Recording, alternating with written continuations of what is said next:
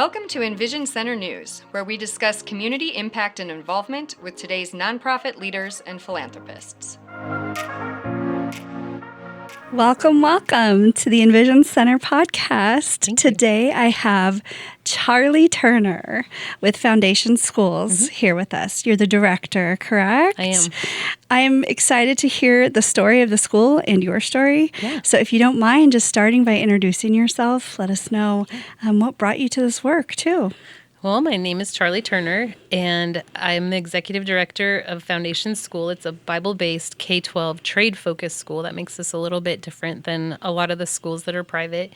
The trade focus is probably one of the coolest things because we get to get our hands dirty a lot. So what brought me to this kind of work, I've been working with kids for 25 years. Behavior management's kind of been more my lane. I've worked at children's homes and therapeutic boarding schools and programs like that.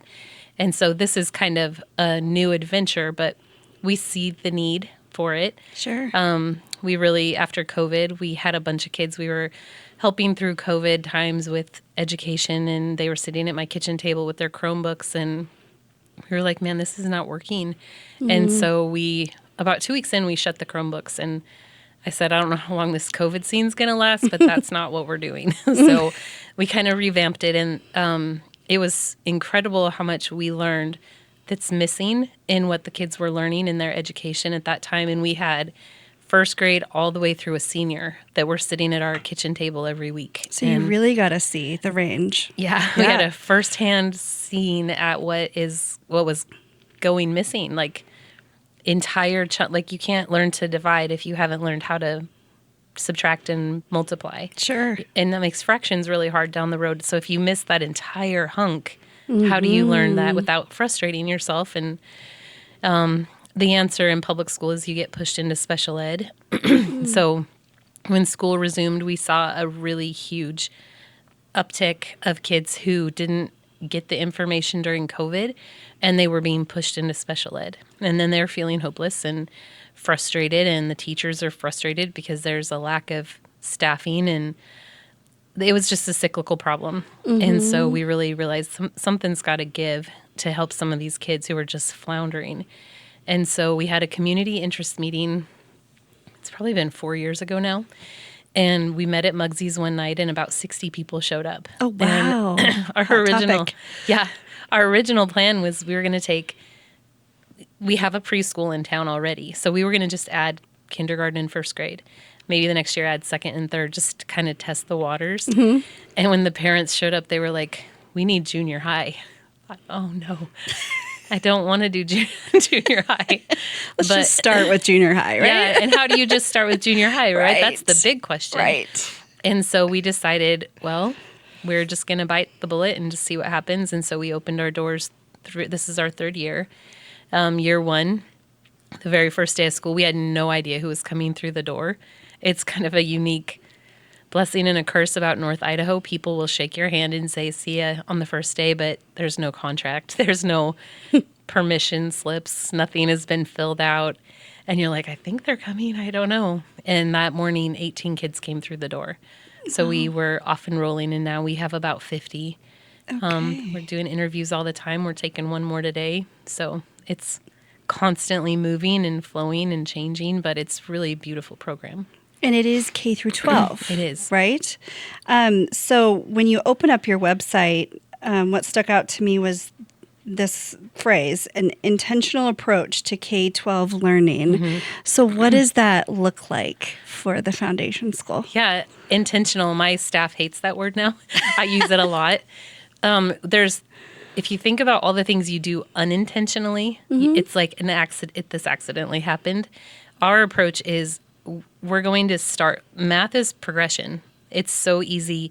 You learn one thing and then you get to the next step, and you can just, math is math is math. It's always been math. And if you can learn that progression, and that's the intentional focus, you don't have to miss out on something. And so for every kid that comes through the door, we give them a placement test. We find out where they're at. And then even if they've missed the kind of the concept in this, it's a one-room schoolhouse concept. We're not a one-room schoolhouse. We have many rooms. Okay. But like if you're a second grader that's maybe advanced, maybe you're doing advanced math with a fifth grader who's struggling. And so that's being taught at the same time. So we don't have to wait for grades or teachers or any of that kind of thing. It's meeting every kid exactly where they're at, being able to catch them up if that's what's needed, or being able to push them farther ahead if that's what they're needing, if they need the challenge. So it is more fluid movement based off the child's needs, it sounds very like. much, yeah. So we have kids who are reading. Miss Mariah is our 1st through 5th grade teacher. So she has 1st through 5th in one classroom. Wow. That's a massive developmental range. But she's so good. Like, the younger kids are reading at such a higher level than, like, I have a 1st grader in there, I have a 2nd grader in there, and I'm blown away at how fast they're progressing. But they're getting a lot of 5th grade information at the same time that they're learning 1st grade information. And the way she's able to teach it kind of collectively and then branch it out into their developmental levels is just an incredible thing. I would think that's a great talent to have for a school like that. Yeah. And she's a wizard, I think, 'cause I don't know how she can do it all, honestly. She's incredible. It sounds very magical for sure. Yeah. I had a question in there and I almost lost it. Or actually I did lose it. Sorry. No, that's okay. What was I going to say with that? I think it sounds like they have exposure to more topics or more concepts that they might not have because they are a 2nd grader, right? Absolutely. Where they're in a room that has bigger concepts, they're able to kind of absorb that. Yeah. They're sponges. And they want to perform up with their peers. Kids will rise to meet any expectation you put on them if you have the relationship going.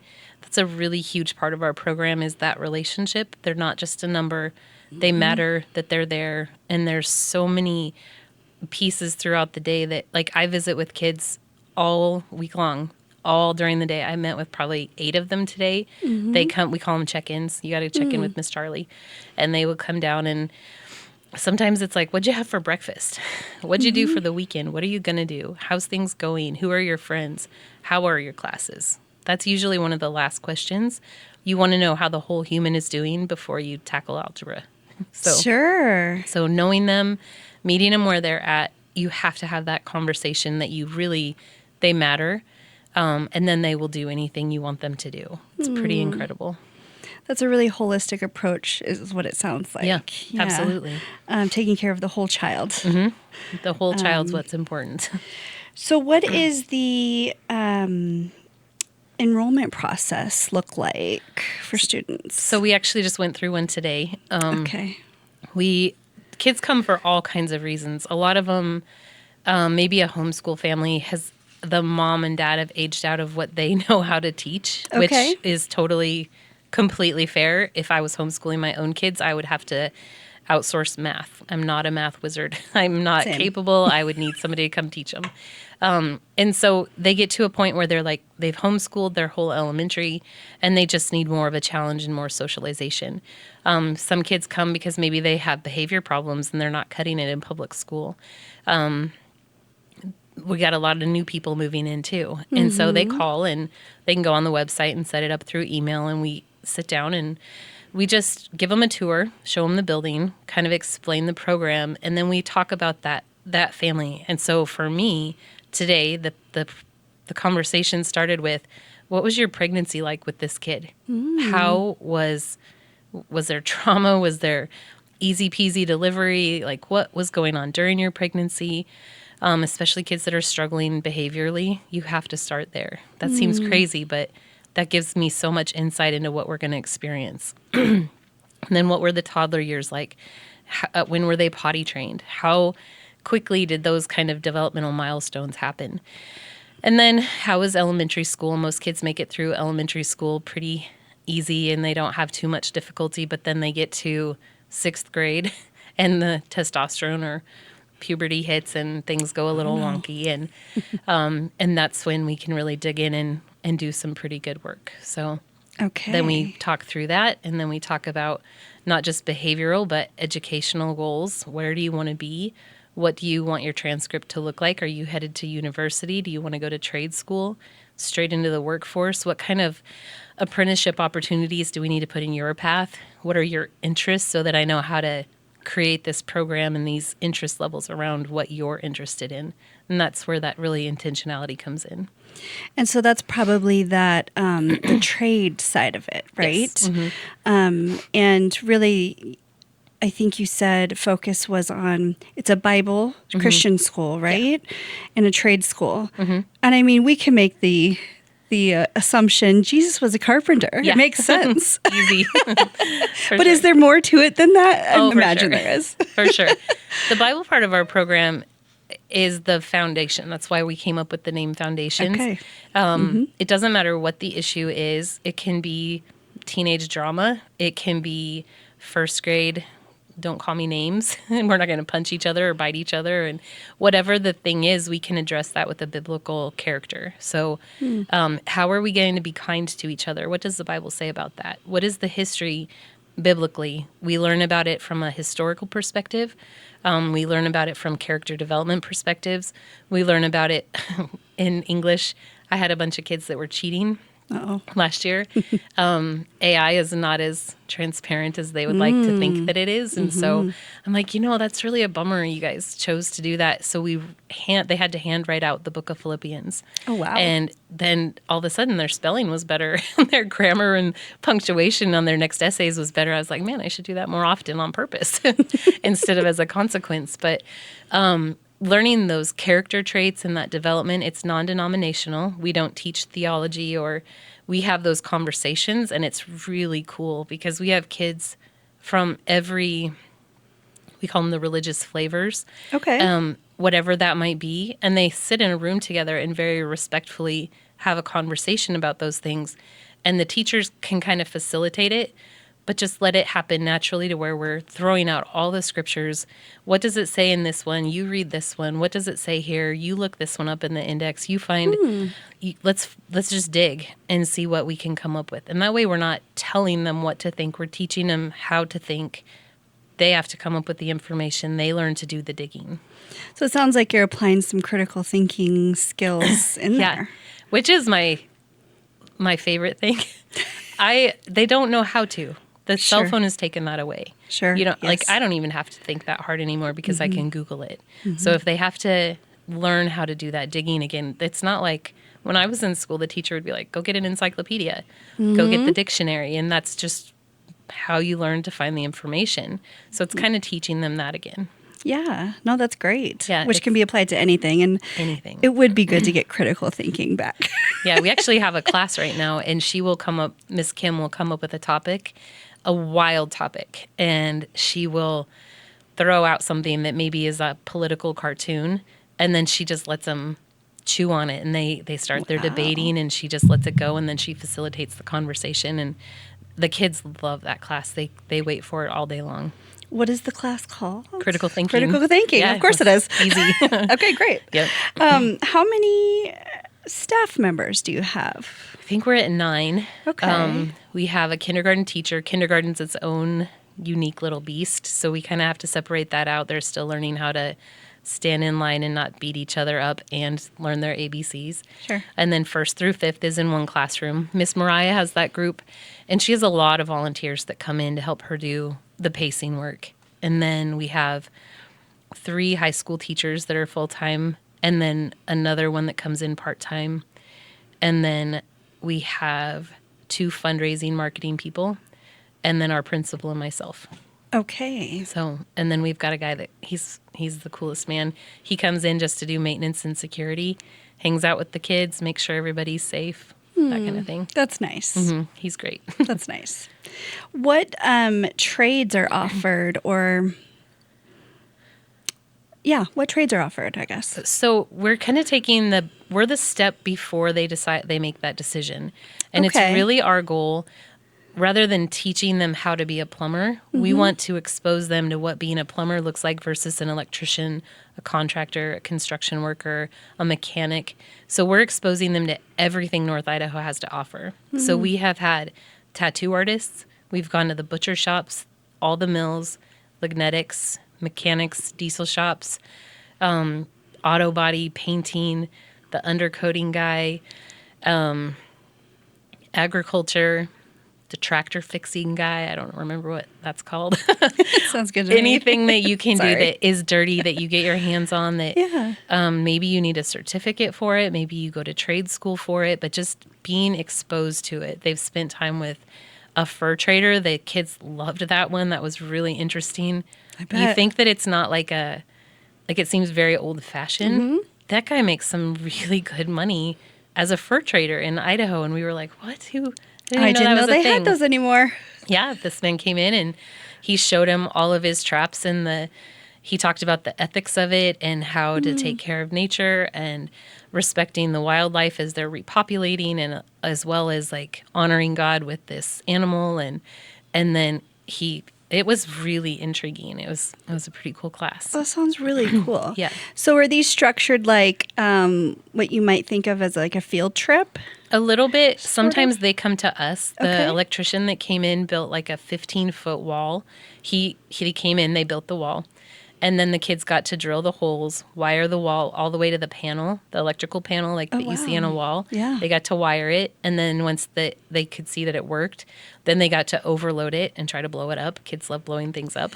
So they got to do that. And then they deconstructed everything. And the company that had donated the tools allowed the kids to keep them, which was really cool. That's nice. That is So sometimes nice. they come to us, sometimes we go to them. It just depends the class and the type of thing we're looking for. We have a guy come in next week to talk about how to change your tire, your oil, check the fluids, what to do if there's a car accident and your mom and dad aren't responding, So kind of just, it's a variety of things. Yeah. We've had sourdough makers come in. Cinnamon roll day was great. I bet. Smelled really good in there. That's so cool. Yeah. So now I'm trying to picture the building Yeah. that the school is in. What is it like? So the Old Moose Valley Farms Nursery in Naples, it had, they sold flowers out of it. They had a huge greenhouse and they sold seeds and dog food and that kind of thing. Year one, we took over just the front half of the downstairs, just that part. Okay. And we had 18 kids in there and we outgrew it before second semester. So we added a back finished room. And my husband was in there with us, the plumbing shop, and we just kept slowly moving them till they're not even in the building anymore. And then year one, we remodeled the attic. There was a half a room up there that stored just potting soil and things like that, pots and stuff for the nursery. And year one, we turned that into the 1st through 5th grade classroom. And then kindergarten went into the back room. And then we added 2 more classrooms. We finished, it was just a big open shop space. We added a 2nd floor. And now we have 2 additional classrooms. So we have an English and a choir room. And we have science and history downstairs.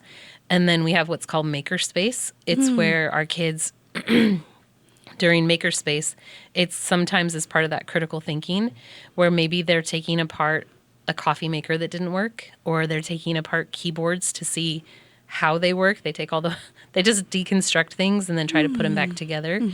And then usually they don't go back together working, but they learn what all is there and Sure. the components of it and that kind of thing. Sure. And then they do build stuff. They had a catapult contest where they built these massive catapults in teams, and then they were launching the pumpkins. Oh my gosh, And that how was fun. really fun. So do you have a big space outdoors? We do. That We're is sitting part of on your about property? 10 acres right now. Okay. And Nice. so what used to be the parking lot has now become a playground. And then Okay. we've bumped the parking back a little bit closer to the highway. So we have room to grow, and we're really excited about that. Then Turner Plumbing is the next property over. That's where my husband's at. And that building is going to, starting in June, we're going to have 9 Beans Idaho Mercantile Coffee. And it'll be like a little retail store that sells coffee and lunch and probably breakfast burritos, something simple. And then that way the kids have a place that they can get their food, get coffee in the morning. And hopefully that will generate some revenue to help fund the school. Okay, and I was going to ask about funding for the school because it is a nonprofit, It is, right? And are there tuition fees? for There kids? is, and that's kind of one of the hardest parts. Sure. So it's North Idaho, and so we're already asking families to pay for an education. All by itself, it's already too much. It doesn't matter what we're charging. And we charge $6,000 a year. Average price of private school in Idaho is $11,000 a year, and we're charging $6,000. So it's a big gap, and Sure. our teachers are not paid well. They really do view this more as mission work. Okay. Thankfully, and that's part of why their passion and they're so incredible at what they do, is that they really have a heart for it, but they do not get paid well enough. And so we are always fundraising. Sure. We're learning how to do that. That's not a skill I came with. I am really good with kids. I am not a marketer. I'm not a fundraiser. So we're taking classes. Anything we don't know, we learn on the fly. My husband jokes all the time that we're failing forward. We might get it wrong the first round, but we're going to scoop it up and start over and try something different. That's a lot of the story for nonprofits, it seems like. Yeah. I'm the nonprofit resource specialist here, and it's a tale as old as time. You know, really the only way to find out is just to try it and do it and mix a little bit of this, a little bit of that. Yeah. See what works for you, right? Especially when it comes to your mission. Yeah. And what, looking at the bottom line and what is it that really is coming out of the school and what you want to come out of the school. So what do you think is, what is a challenge that you're facing? And maybe that kind of goes along with fundraising because that's always fun. Yeah, it is. That is the challenge. Okay, sure. The program is so solid. The testimonials, the kids that are coming out of this program, it'll bring me to tears the way their families talk about the changes in them and the transformation in their home life. We don't send homework home. That's kind of different. I don't really want to know what your parents know. I want to provide what you need here. I want to help you through it here. We want to see what you're gaining out of it here. And then we need you to go home and spend time with your family. So that's really as important to us as anything. So the program itself, we see so much growth in kids who are behind. We do take a lot of kids who are coming from all kinds of different trauma. And so those kids are sponsored by someone usually. Those behavior challenges, sometimes it takes a year or more for those things to start kind of leveling out. And so we've been in it long enough now that we're really seeing the fruit of that progress and that consistency. The program is amazing. The finances are not. Sure. It's a nonprofit. And so we figured we would have to sell 38,000 sausage dog meals at the fair to help provide the rent and the tuition, payroll, whatever for the year. Yeah. And that's kind of depressing to look at it that way. But also, I would sell 38,000 hot dogs if that's what it takes to keep this school moving because it is the program is so good. You believe in it. Yeah. And it sounds like your staff does too. They do. And they're so incredible in the lack of sleep that they have because they think about these kids, they pray about these kids. If it's a day they're not reaching this one for whatever reason, they research and come up with 10 different ways that maybe it'll work tomorrow. It's a beautiful program. But sounds like financially, that's always the trick. So we have a lot of fundraisers. We're wrapping up our calendar fundraiser now. That's about over. We're having a gala on March 21st, the Great Gatsby Gala, and we're excited about that. We had an auction online. I mean, if it's something that we can get our hands on and do, we will do it. Okay. And I was going to ask if there are events on the future for you, and you mentioned. Yeah. So where is that gala going to be? It's going to be at I think it's called the Great Northwest Events Center in Naples. It's on, I think it's called Meadow Creek Road. Okay. It's a really beautiful place. We are all set up to be there. We have about 10 business tables left to offer for sponsorship, and then people can buy couples tickets, and we're going to have an auction and everything from flowers to bigger baskets, bigger ticket items. And they'll have dinner. They'll have testimonials from our families. We'll get to present the vision to people. And really for that event, we're looking for people that are willing to invest and see the program. It was really interesting. So year one, when we started, people were like, man, that's such a great idea. Good luck.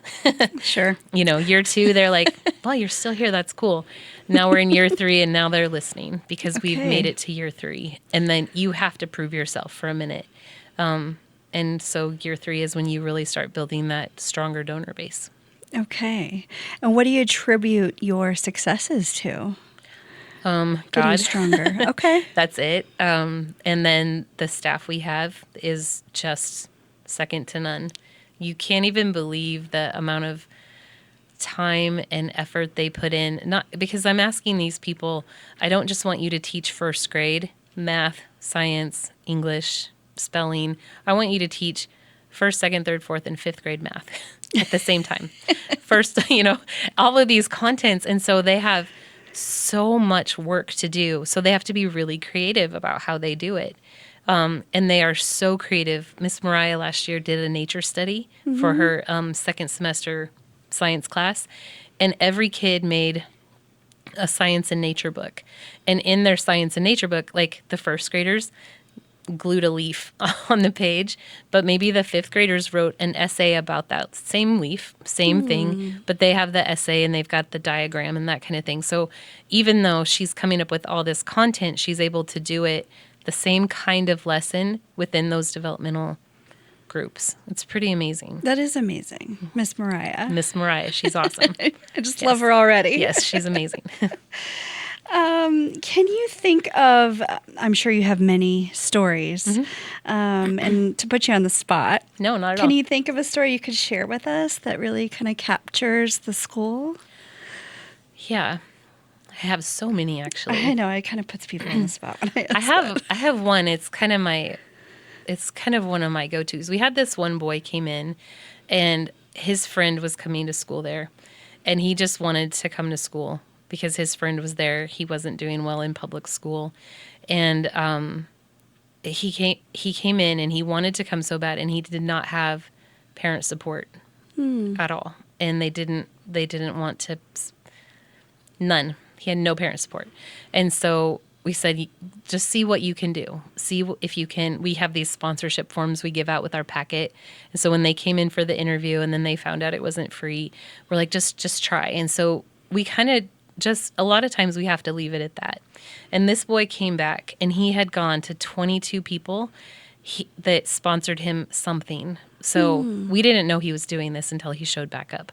And so he came back and he had like, the gas station gave him $10 a month and grandma gave him $100 a month. And he collected 22 and he didn't quite make the monthly payment. And we were just so blown away. We were like, yep, you come, we will figure out the rest. And so he showed up and he made it about a year. And this kid has got odds to be like, I couldn't even begin to explain this child's story and what he comes from. And he blew himself out of the program, and it really, truly, he was trying so hard. And so we have recommendations for if it's not safe for you to be here anymore, here's what we believe you could succeed at, and we will offer help to get to this place.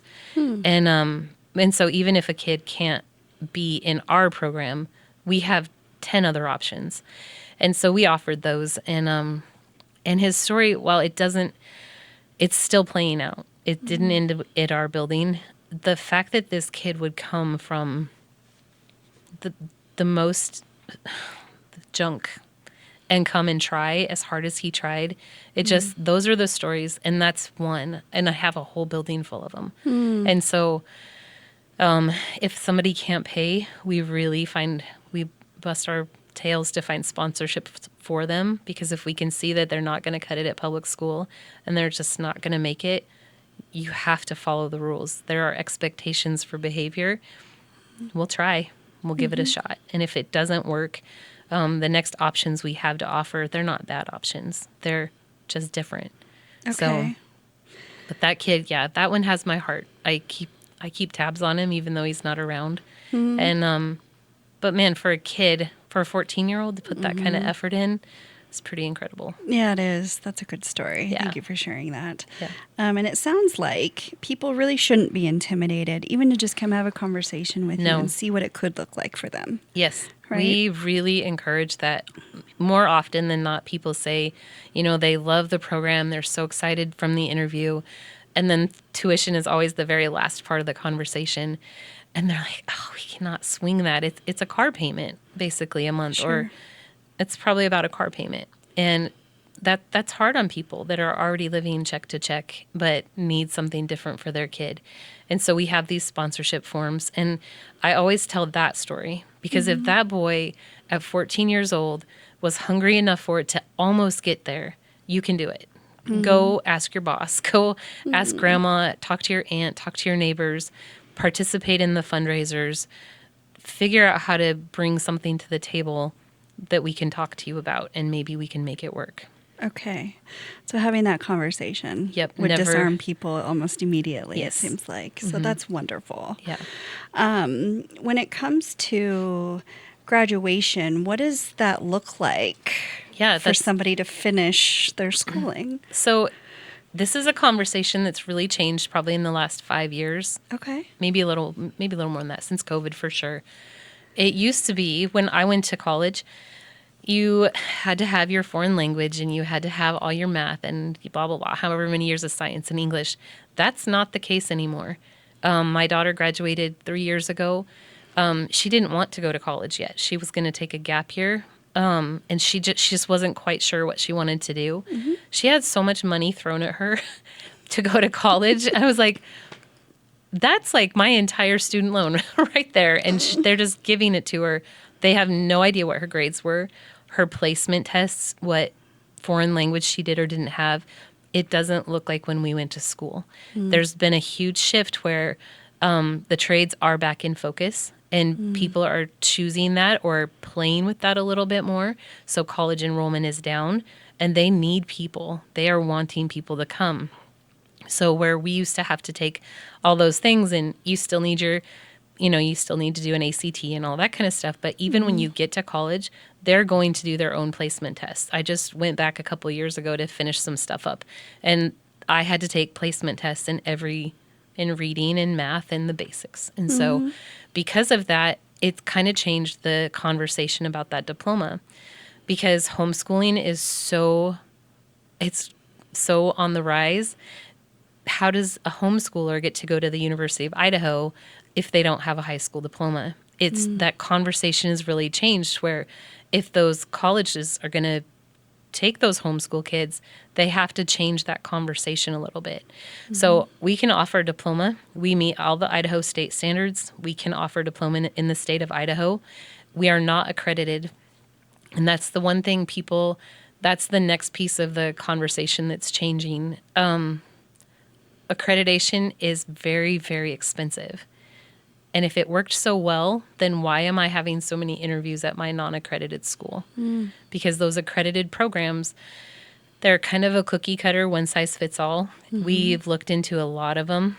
We're doing something different. We're creating something different around that trade, around each student. We take all of the Idaho state standards, and there are hundreds of pages. We print off this big old book. And so Miss Mariah, she'll take that first grade Idaho state standards and she lays it beside her curriculum. And she's like, okay, I need to meet first graders here, here, here, and here. And second graders here, here, here, and here. And then she creates the curriculum around what they have to learn that will fit within our program. And so when we get to the end and we can get all their foreign language, we can get all of their math, all of their science, all of their English. We can provide all of those things with the transcript that they can take to University of Idaho, along with the diploma from our school. It's a non-accredited diploma. So we've called everywhere from University of Idaho, Lewis and Clark, NIC. We've called them Michigan. We've called them Moody Bible Institute, Sunset School of Preaching, Harding Christian in Arkansas. If one of our students showed up with this diploma and the transcript, would you let them into your school? And they're like, oh, yeah, that's not a problem.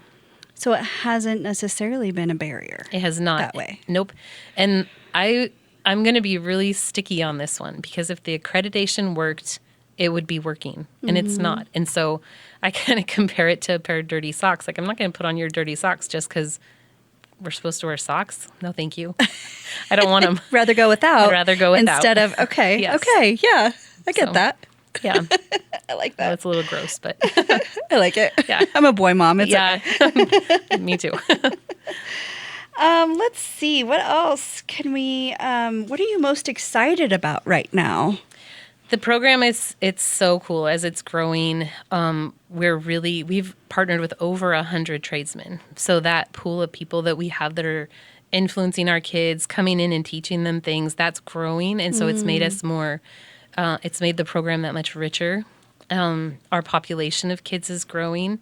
Our principal calls her mixed bag of nuts because you name the flavor of kid, we have them. We have the girl with the piercings and the one with the crazy hair, and we've got the boy with the pocket watch and the suit and tie, and you name it. We've got the athletes, and we've got all of these kids, and they're so different.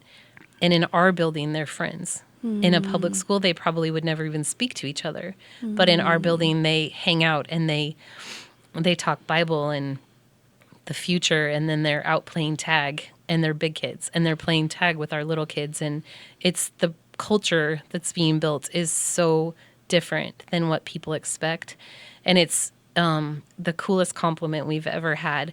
A youth minister came to visit a few months ago, and when he was getting ready to leave, he said, "There's an aroma of God here. You can smell it in the sweetness of what's happening." And I thought that was probably the best compliment we've ever received. That's really sweet, actually. Yeah. So, and you think it's because they are, well, there's probably a lot of reasons why you've been able to create that within your school. But just bringing everybody alongside and coming alongside them where they're at.